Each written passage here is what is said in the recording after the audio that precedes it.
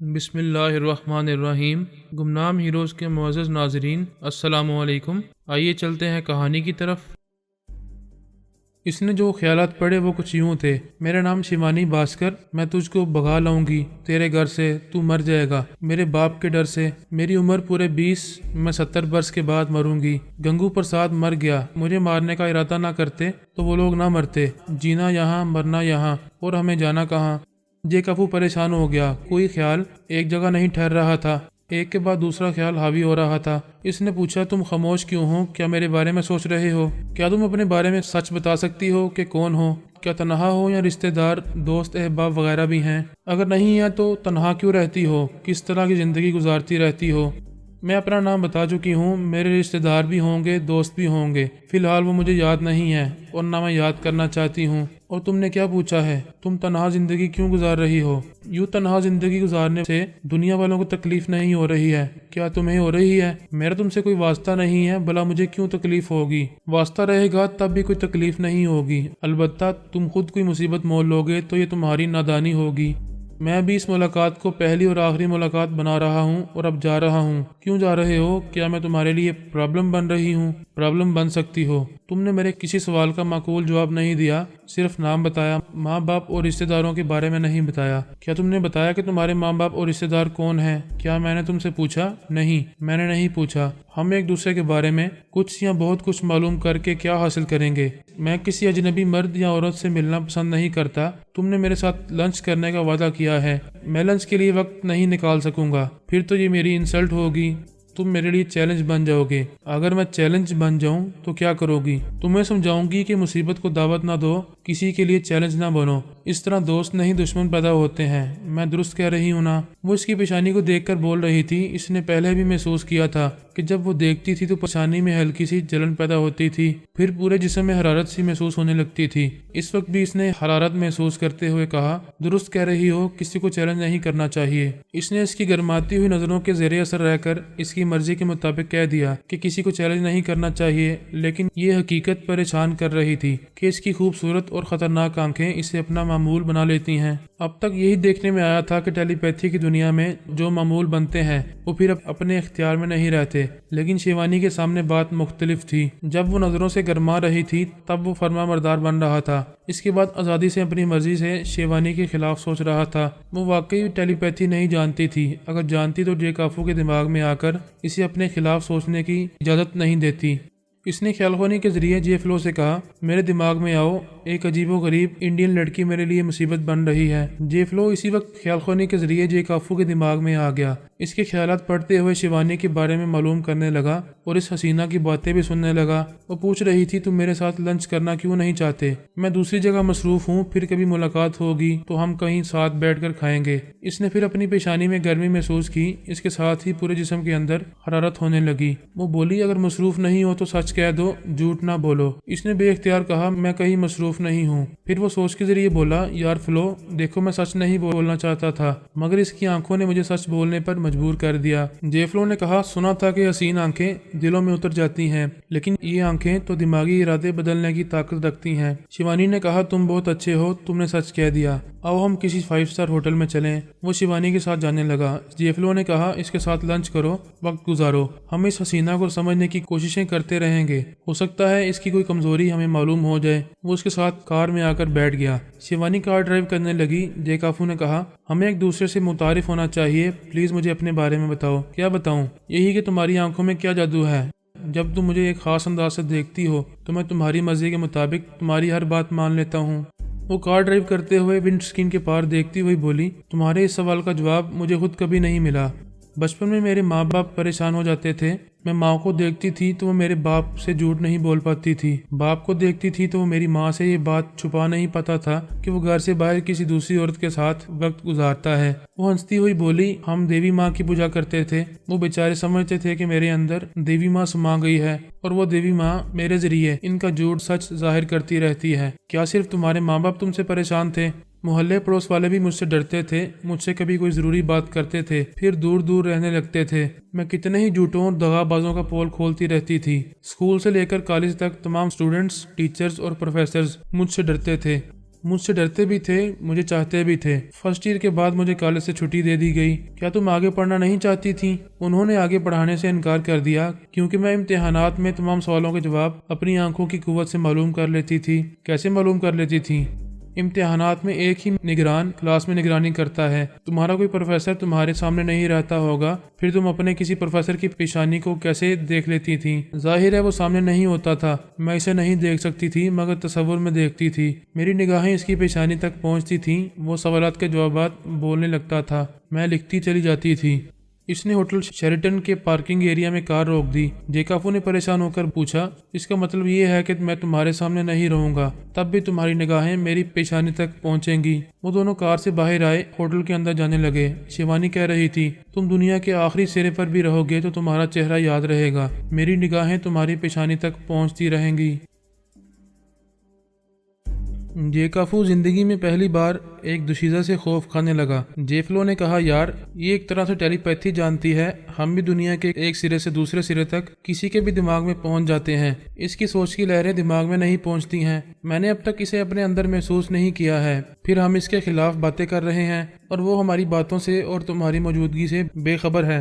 وہ شیوانی کے ساتھ ڈائننگ ہال میں آیا، وہ دونوں ایک میز کے طرف بیٹھ گئے۔ جیکافو نے کہا، تم میری پیشانی پر نظر ڈالتی ہو اور مجھ سے سچ اگلوا لیتی ہو، میں تم سے کیسے سچ اگلوا سکتا ہوں؟ میں جھوٹ بولوں تو سچ اگلوانے کی بات کرو، میں نے اب تک کیا جھوٹ کہا ہے؟ تم اپنی آنکھوں سے نہیں، ٹیلی پیتھی کے ذریعے میرے دماغ پر حاوی ہو کر سچ اگلواتی ہو۔ 2 برس پہلے ایک بوڑھے راہب سے ملاقات ہوئی تھی، اس کا بھی یہی خیال تھا کہ میں ٹیلی پیتھی جانتی ہوں، میں اسے یقین نہ دلا سکی، اب تمہیں بھی یقین نہیں دلا سکوں گی۔ مجھے کسی کا ڈر نہیں ہے، میں کسی خوف کے بغیر سچ کہتی ہوں، میں ٹیلی پیتھی نہیں جانتی ہوں۔ شیوانی مینیو پڑھ کر کھانے کا آرڈر دینے لگی۔ ویٹر آرڈر نوٹ کرنے کے دوران میں بولتا جا رہا تھا۔ جیفلو نے کہا، یار ہم نہیں جانتے یہ کتنی سچی ہے، ہمارے لیے یہ بہت خطرناک ہے، ابھی یہ تم پر حاوی ہو چکی ہے، کسی طرح مجھ تک پہنچ جائے گی، ایسی پوری سرار لڑکی پر اعتماد نہیں کرنا چاہیے۔ میں اسے پیچھا چھڑانا چاہتا ہوں مگر کیسے چھڑاؤں؟ میں جہاں جاؤں گا اس کی آنکھیں میرا پیچھا کریں گی۔ یہی ایک آزمودہ نسخہ ہے کہ ابھی اسے اعصابی کمزوری میں مبتلا کیا جائے، پھر اس پر ترمیمی عمل کر کے اسے اپنی کنیز بنا لیا جائے۔ اس کے دماغ میں خیالات گڈ مڈ رہتے ہیں، شعوری سوچ واضح رہے گی تب اس سوچ کو گرفت میں لے کر ترمیمی عمل کیا جا سکے گا۔ جب وہ اعصابی کمزوری میں مبتلا رہے گی، دماغ کمزور رہے گا تو دماغ کے اندر مختلف خیالات بھی کمزور رہیں گے، ایسے وقت شعوری سوچ کو گرفت میں لے کر ہم بہت کچھ کر سکیں گے۔ میں ابھی آتا ہوں۔ وہ جیکافو کے دماغ سے اس ویٹر کے دماغ میں پہنچ گیا جو آرڈر نوٹ کرنے کے دوران میں بول رہا تھا اور اپنی آواز سنا رہا تھا۔ وہ اس کے ذریعے دوسرے ملازم کے اندر پہنچا، پھر اسے ہوٹل کے باہر ایک کیمسٹ کی دکان میں لے گیا، وہاں سے اعصابی کمزوری کی دوا خریدی، پھر اس دوا کو ویٹر کے پاس پہنچا دیا۔ وہ اتوار کا دن تھا۔ جیسامو معمول کے مطابق عبادت کے لیے چرچ پہنچا ہوا تھا۔ بینی نے خواب میں اس چرچ کو دیکھا تھا اور وہاں ایک ایسے جوان کو دیکھا تھا جس کی صورت واضح نہیں تھی۔ وہ آنکھ کھولنے کے بعد بڑی دیر اس جوان کے چہرے کو یاد کرنے اور تصور میں واضح طور پر دیکھنے کی کوششیں کرتی رہی، لیکن جیسامو اس کے تصور میں واضح نہ ہو سکا۔ اس طرح اس کے اندر تجسس پیدا ہوا، اس جوان کو دیکھنے کے لیے بے چینی پیدا ہو گئی۔ اسے ڈھونڈنے اور دیکھنے کی جگہ وہی چرچ ہو سکتی تھی۔ خواب کے ذریعے اشارہ ملا تھا کہ شاید وہ وہاں نظر آ جائے۔ وہ چرچ جانے کے لیے گھر سے نکلنے لگی تو فون کی گھنٹی بجنے لگی۔ اس نے ریسیور اٹھا کر ہیلو کہا، دوسری طرف سے ایک بھاری بھرکم آواز سنائی دی، ہیلو بینی، کہیں جا رہی ہو؟ بہت جلدی میں ہو؟ وہ ناگواری سے بولی، کون ہو تم؟ اس سے پہلے تم 3 بار فون کر چکے ہو۔ تھینکس، تم میری آواز اور لہجے کو یاد رکھتی ہو۔ تم اپنا نام کیوں نہیں بتاتے؟ میرے سامنے کیوں نہیں آتے؟ تم یہ سوالات محبت سے کر سکتی ہو مگر ناگواری سے پوچھ رہی ہو۔ ایسا رویہ اختیار کرو گی تو میں سامنے کیسے آؤں گا؟ پلیز جو کہنا ہے سامنے آ کر کہو۔ آل رائٹ، چرچ میں سامنا ہوگا۔ بینی کی دل کی دھڑکنیں یک بارگی تیز ہو گئیں۔ اس نے چرچ میں ملنے کی بات کی تھی، گویا خواب کی تعبیر سنائی تھی۔ اس نے خوش ہو کر کہا، ہیلو مسٹر۔ اس نے بڑے جذبے سے مخاطب کیا تھا مگر دوسری طرف ریسیور رکھ دیا گیا تھا۔ اسے ذرا مایوسی ہوئی مگر خوشی بھی ہوئی، اطمینان بھی ہوا کہ خواب حقیقت بن رہا ہے۔ وہ جیسے ہوا کے دوش پر پرواز کرتی ہوئی جانے لگی۔ کبھی خواب درست ہوتے ہیں لیکن تعبیر بھٹکا دیتی ہے۔ جیکافو نے بینی پر ترمیمی عمل کر کے اسے جیسامو کی طرف مائل کیا تھا۔ بینی نے جیسامو کو نہیں دیکھا تھا لیکن چرچ میں جس سے ملاقات ہوتی خواب کے مطابق وہی اس کا مطلوب ہوتا۔ جیکافو نے خواب میں چرچ کے اندر وہ 3 سیٹیں بھی دکھائی تھیں جہاں وہ 3J ہر اتوار کو عبادت کے دوران میں بیٹھا کرتے تھے۔ وہ جانتا تھا کہ اس اتوار کو صرف جے سامو ہوگا، وہاں بینی پہنچے گی تو یقیناً جے سامو سے ہی ملاقات ہوگی۔ بینی کو جے سامو کی طرف مائل کرنے سے پہلے اس کے چور خیالات اچھی طرح پڑھ لیے گئے تھے۔ یہ یقین کر لیا گیا تھا کہ بینی کا کوئی بوائے فرینڈ نہیں ہے اور اس کا حلقہ احباب میں کوئی ایسا مشکوک فرد نہیں ہے جس کا تعلق جرائم سے یا ٹیلی پیتھی کی دنیا سے ہو۔ وہ شکوک و شبہات سے بالا تر تھی۔ کوئی بھی ٹیلی پیتھی جاننے والا اس کے ذریعے جے سامو تک نہیں پہنچ سکتا تھا۔ انسان بدنصیبی سے بچنے کی تدابیر کرتا رہتا ہے، کبھی بچ جاتا ہے، کبھی ناکام بھی ہو جاتا ہے۔ اب جیسے 3J کی شامت آنے والی تھی، شاید ان کی روپوشی کا دور ختم ہونے والا تھا۔ جس رات جیکافو بینی پر تنویمی عمل کرنے والا تھا، اس سے 6 گھنٹے پہلے ایک ٹیلی پیتھی جاننے والے سائمن ہارورڈ نے بینی کو دیکھا اور اس پر عاشق ہو گیا۔ ٹیلی پیتھی جاننے والے آندرے کا ذکر ہو چکا ہے۔ آندرے کے 5 ٹیلی پیتھی جاننے والے ماتحت تھے اور وہ 5 اپنے سینئر آندرے کے ساتھ امریکہ سے چلے گئے تھے۔ امریکی کابرین کی اطاعت سے انکار کرنے کے بعد وہ 6 ٹیلی پیتھی جاننے والے اپنی اپنی مرضی کے مطابق مختلف ملکوں میں رہائش اختیار کرنے چلے گئے تھے۔ ان کے درمیان یہ طے پایا تھا کہ وہ خیال خانی کے ذریعے ایک دوسرے سے رابطہ رکھیں گے اور ایک دوسرے کے برے وقت میں مدد کریں گے۔ سائمن ہارورڈ ان 6 میں سے ایک ٹیلی پیتھی جاننے والا تھا۔ 3J کی طرح آندرے اور اس کے 5 ساتھی بھی بہت محتاط رہا کرتے تھے۔ سائمن نے بینی کو دیکھا تو دل ہارنے کے باوجود صبر کیا۔ عقل نے سمجھایا فوراً اس کے روبرو جانا اور اس سے متعارف ہونا نادانی ہوگی، پہلے دور سے اس کے بارے میں معلومات حاصل کرنا چاہیے۔ اس رات اس نے فون کے ذریعے بینی کی آواز سنی۔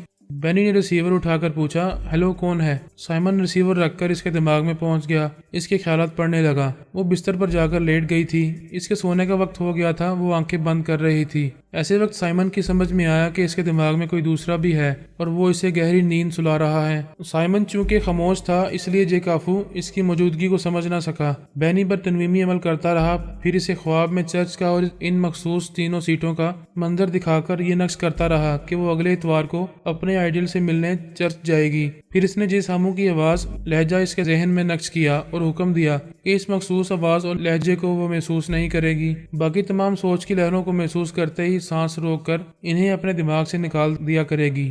جیکافو نے تنویمی عمل کے اختتام پر اسے تنویمی نیند سونے کے لیے چھوڑ دیا۔ اسے اطمینان تھا کہ اب کوئی اس کے اندر نہیں آئے گا۔ اس نے تمام پہلوؤں سے اطمینان حاصل کیا تھا۔ اس کے باوجود تقدیر اپنے تیور بدل چکی تھی۔ وہ بینی کے دماغ سے چلا گیا۔ سائمن نے جیکافو کی اس آواز اور لہجے کو یاد رکھا۔ جب وہ دوسری صبح بیدار ہوئی تو سائمن مخصوص آواز اور لب و لہجے کے ساتھ اس کے دماغ میں آیا۔ وہ اسے محسوس نہ کر سکی۔ سائمن نے یہ سمجھ لیا کہ بینی کو کسی آئیڈیل سے عشق میں مبتلا کیا گیا ہے، لہذا وہ اس کی طرف مائل نہیں ہوگی۔ یوں بھی اب اسے اپنی طرف مائل کرنے سے زیادہ یہ لازمی ہو گیا تھا کہ بینی پر تنویمی عمل کرنے والے کا سراغ لگایا جائے، اور یہ اتوار کی صبح چرچ میں معلوم ہو سکتا تھا۔ اس نے خیال خوانی کے ذریعے آندرے کو بینی اور تنویمی عمل کرنے والے کے بارے میں بتایا۔ آندرے نے کہا، سائمن تمہیں محتاط رہنا چاہیے، تم اٹلی میں ہو اور ان 3J کے متعلق یہ خیال کیا جاتا ہے کہ وہ اٹلی کے مختلف شہروں میں رہتے ہیں۔ سائمن نے کہا، میں تم سے یہی کہنے والا تھا۔ بینی پر تنویمی عمل کرنے والا 3J میں سے ایک ہوگا۔ ہو سکتا ہے وہ خود بینی سے محبت کر رہا ہو اور اسے اپنی طرف مائل کرنے کے لیے خواب والا ڈرامہ پلے کر کے اسے چرچ میں بلا رہا ہو۔ آندرے نے کہا، ایسا ہی کچھ ہوگا۔ 3J میں سے کوئی ایک J اس چرچ میں بینی سے ضرور ملے گا۔ آج جمعہ ہے، پرسوں اتوار کی صبح میں 3J میں سے کسی ایک J کو ضرور دیکھ سکوں گا۔ تم دور سے دیکھو گے، انہیں اپنی موجودگی کا شبہ نہیں کھونے دو گے۔ چرچ میں کسی کو دیکھنے کے بعد بڑے صبر اور اطمینان سے باقی 2 J کا بھی پتہ ٹھکانہ معلوم کرو گے۔ میں بھی بینی کے دماغ میں جاتا رہوں گا۔ آندرے خوشی کا اظہار کر رہا تھا۔ برسوں سے رپوش رہنے والے 3J تک پہنچنا کوئی معمولی بات نہیں تھی۔ اگر وہ 3J کو ٹریپ کر لیتے، انہیں اپنا تابع بنانے میں کامیاب ہو جاتے تو یہ ان کا بہت بڑا کارنامہ ہوتا۔ اس طرح وہ ٹرانسفارمر مشین تک پہنچ سکتے تھے۔ بہرحال اتوار کی وہ صبح آ گئی تھی۔ بینی بہت پہلے ہی چرچ میں پہنچ کر آس پاس متلاشی نظروں سے دیکھ رہی تھی۔ پھر وہ 3J کی مخصوص سیٹوں میں سے ایک سیٹ پر آ کر بیٹھ گئی۔ اس نے خواب میں ایسی ہی ایک سیٹ پر خود کو بیٹھے دیکھا تھا۔ جیسامو نے وہاں پہنچ کر ایک اجنبی حسینہ کو دیکھا۔ وہ جانتا تھا کہ جیکافو یورپ کے کسی ملک میں ہے، وہاں اس کی سیٹ خالی رہے گی۔ وہاں جیفلو کے آنے کی توقع تھی۔ اس نے ایک سیٹ پر بیٹھ کر اسے پھر دیکھا۔ وہ بار بار دیکھنے کی چیز تھی۔ اسے دیکھ کر مسکرا رہی تھی۔ جیسامو نے کہا، یہ سیٹیں سب سے پیچھے ہیں، یہاں بعد میں آنے والے بیٹھتے ہیں، لیکن تم پہلے سے آ کر بیٹھی ہوئی ہو۔ وہ بولی، تم بھی آخر میں نہیں آئے ہو، پھر بھی ان آخری سیٹوں پر بیٹھ گئے ہو، کیا مجھے دیکھ کر؟ वो हिचकिचाते हुए बोला, ऐसी बात नहीं है, मैं हर इतवार को अपने साथियों के साथ यहाँ बैठता हूँ। फिर तो मेरा यहाँ बैठना नामुनासिब होगा, क्या मैं दूसरी जगह चली जाऊँ?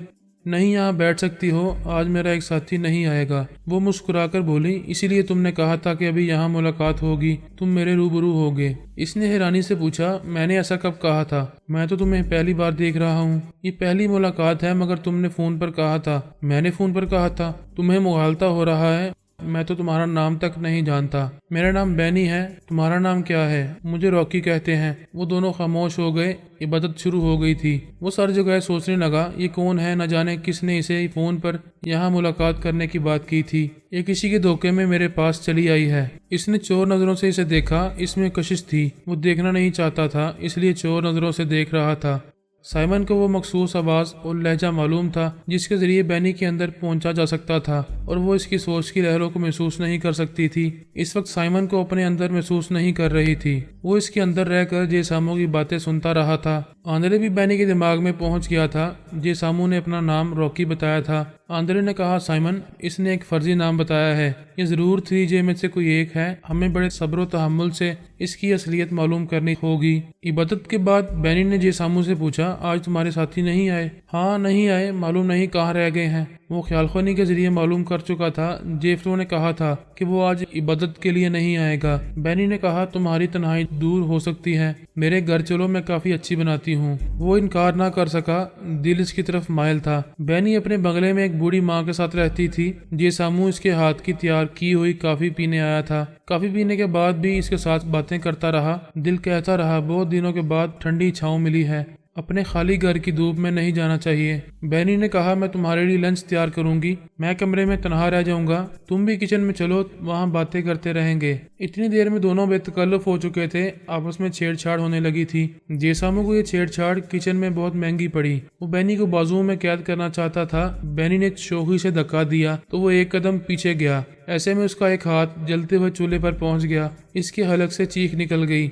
आग थोड़ा भी जलाए तो होश उड़ा देती है। इसके होश उड़ते ही साइमन और आंद्रे इसके दिमाग में पहुंच गए। फौरन ही इसके चोर ख्यालात मालूम किए। मालूम हुआ इसका नाम जे सामू है। इसका एक साथी जे फ्लो शहर रोम में है और दूसरा साथी जे काफू यूरोप के मुल्कों का दौरा कर रहा है। ज़हीन और सेहतमंद जवानों का इंतखाब कर रहा है। इन्हें ट्रांसफार्मर मशीन से गुजारकर टेलीपैथी जानने वालों की फौज बनाने वाला है। फिर तो मालूमात के दरवाजे खुलते चले गए। आंद्रे और साइमन को मालूम होने लगा कि अमेरिका में 12 अफराद ने बड़ी राजदारी से ट्रांसफार्मर मशीन तैयार की है। इनमें से एक जैकी हंटर को अल्पा ने अगवा किया है और वो भी एक ट्रांसफार्मर मशीन तैयार कराने वाली है। 3J की ये चालबाजी भी मालूम हुई कि उन्होंने ट्रांसफार्मर मशीन के बाकी 8 राजदारों को अपना मामूल और महकूम बना रखा है। इन 8 टेलीपैथी जानने वाले फर्मा बरदारों में 5 अमरीकी अकाबरीन हैं, एक मशीन का तकनीकी माहिर वाइसमैन और 2 टेलीपैथी जानने वाले लेजी गार्ड और कैनी बॉल हैं।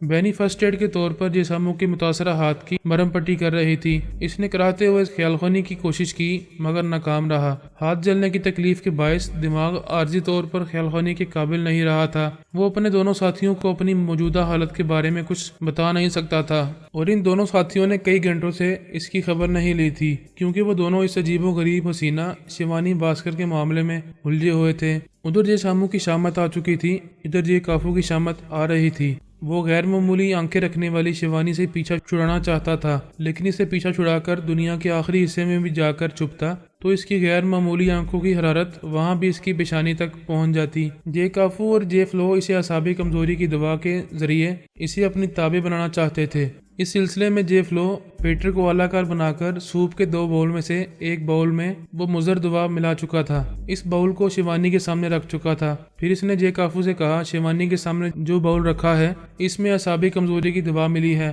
तुम थोड़ी देर बाद इस बला से निजात हासिल कर लोगे, हम इसे अपनी मामूला बना सकेंगे। जे काफू थैंक्स गॉड कहकर सूप पीने लगा। इसकी तरफ चोर नजरों से देखने लगा। वो अपने बाउल से एक प्याले में सूप निकाल कर पी रही थी। इसने 2 चम्मच पीने के बाद एक जरा मुंह बनाया, फिर कहा, इसका मजा कुछ अजीब सा है। जे काफू ने कहा, इसका मजा तो वही होगा जो होना चाहिए, अभी तुमने 2 ही चम्मच पिए हैं, और पीती रहो, अच्छा लगेगा। وہ تعجب سے بولی تم چمچ گن رہے ہو کہ میں کتنا سوپ پی چکی ہوں؟ اس نے بات بنائی نہیں، میں نے محاورتاً ایسا کہا ہے جیسے کہا جاتا ہے کہ سفر میں 2 جوڑے کپڑے رکھ لو، 2 باتیں کر لو، 2 لقمے کھا لو، اسی طرح میں نے 2 چمچ سوپ پینے کی بات کی ہے۔ وہ مزید 1 چمچ پینے کے بعد بولی اس کا مزہ بدل گیا ہے مگر اچھا لگ رہا ہے۔ وہ مطمئن ہو کر بولا پھر تو اچھی بات ہے، مزے لے کر پیتی رہو۔ اس نے پھر 1 چمچ پینے کے بعد باؤل سے سوپ نکال کر دوسرے پیالے میں ڈالا، اسے آگے بڑھا کر جے کافو کے سامنے رکھتے ہوئے کہا تم بھی پی کر دیکھو، مزہ عجیب سا ہے مگر مزیدار ہے۔ وہ جلدی سے بولا نہیں، میں تو اپنی پسند کا سوپ پی رہا ہوں، یہی کافی ہے، میں چاہتی ہوں میری پسند کا سوپ بھی پیو۔ وہ انکار نہ کر سکا۔ پہلے اسے اپنی پیشانی پر پھر پورے جسم میں حرارت محسوس ہوئی۔ شیوانی نے اس کی پیشانی کو تکتے ہوئے اپنی پسند کا سوپ پلانے کا ارادہ کیا تھا۔ ایسے وقت اس کا ارادہ اس قدر مستحکم ہوتا تھا کہ فولادی دماغ والے بھی اس کے ارادے کے مطابق عمل کرنے پر مجبور ہو جاتے تھے۔ جے کافو اس کے دیے ہوئے پیالے سے وہ سوپ پینے لگا۔